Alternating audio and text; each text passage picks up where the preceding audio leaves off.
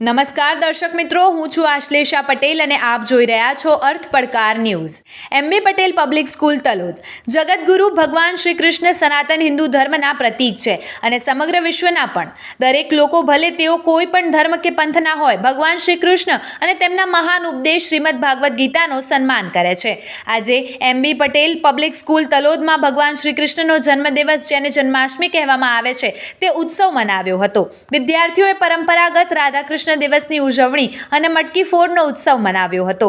વાલીઓ, ટ્રસ્ટી અને અધ્યક્ષ શ્રી મણિભાઈ મુરજીભાઈ પટેલે વિદ્યાર્થીઓને આશીર્વાદ આપી પ્રોત્સાહિત કર્યા હતા. વિદ્યાર્થીઓ શ્રીમદ ભગવદ ગીતાના શ્લોકોનું પઠન કર્યું હતું.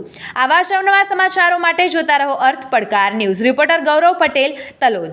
જોતા રહો અર્થ પડકાર ન્યૂઝ અને અમારી ચેનલને લાઇક, શેર અને સબસ્ક્રાઇબ કરવાનું ભૂલશો નહીં.